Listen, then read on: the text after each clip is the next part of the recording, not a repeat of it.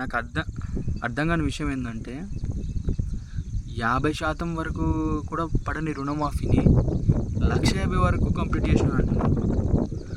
అసలు 1,50,000 రూపాయల వరకు మాఫీ అయినట్టు ఉంటే సుమారు గత ప్రభుత్వానికి 15,000 కోట్ల నుంచి 17,000 కోట్లు పడుతుంది. ఇప్పుడున్న 2 లక్షల వరకు అయితే ఇప్పటి వరకు చేయాల్సింది. కానీ రిలీజ్ చేసిన 12,000 కోట్లు 1,50,000 రూపాయల వరకు రుణమాఫీ అయింది అంటున్నారు. ఇప్పుడు 2 లక్షల వరకు రుణమాఫీ ఆగస్టు 15 నుంచి అంటున్నారు. మరి 2 లక్షల వరకు రుణమాఫీ ఏ చేసినా అంటే ఫస్ట్ రాని వాళ్ళ సంగతి అంతేనా? రైతులు లీస్ట్ కరెక్ట్ చేయండి. ఎందుకంటే ఎమోషనల్గా ఉంటారు రైతులు. ఆవేశం ఏదైనా చేసుకుంటారు. అప్పులలో ఉన్నారు. రైతు బంధు ఎట్లా విడుదల చేయలేదు. కనీసం రుణమాఫీ అన్న క్లారిటీతో చేయండి. బడ్జెట్ లేకపోతే ఇంకో 6 నెలల్లో రిలీజ్ చేస్తాం మిగతా వాళ్ళందరికీ అని చెప్పండి. అంతేగాని మేము చేసినామని గొప్పలు చెప్పుకోవడానికి రుణమాఫీ 100% అయిందని చెప్పి జనాల ప్రాణాలు తీసుకోకూడదు. రైతులు ఆవేశంతో ఉన్నారు, అప్పులతో ఉన్నారు. ఎందుకంటే పోయిన సంవత్సరం పంటలు ఎలాగ ఎండిపోయినాయి. యాసంగిలో వానాకాలం ఇంతవరకు ఒక కుంట కూడా నిండలేదు. పెద్దవాని ఇంతవరకు పడలేదు. ఇప్పుడు పెట్టుబడి పెట్టిర్రు.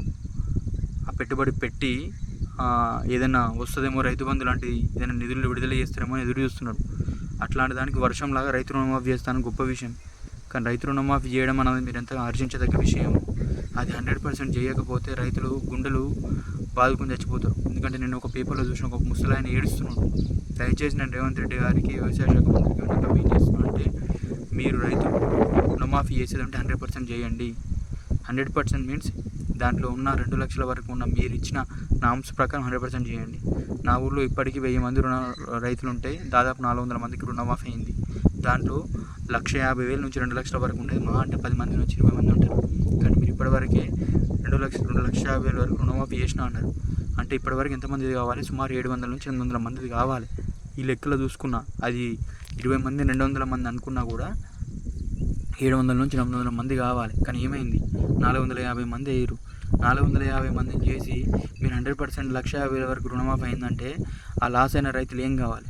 ఒకసారి ఆలోచించి ఈ విషయాన్ని సీరియస్గా తీసుకొని అసలు ఏ కారణం చేత రుణమాఫీ కాలేదో రైతుల కన్నా చెప్పి వాళ్ళ ప్రాబ్లమ్స్ ఏమంటే సాల్వ్ అయ్యేటట్టు చూడండి. అంతేగాని ఉన్న నిధులని మొత్తం కంప్లీట్ చేసేద్దాం అయిపోయిందని చేతులు తిప్పుకుంటే మాత్రం మరో పెను ఉద్యమం వస్తుంది. ఏ రైతు ఊకోడు. ఎందుకంటే వాళ్ళ హక్కు ఇది.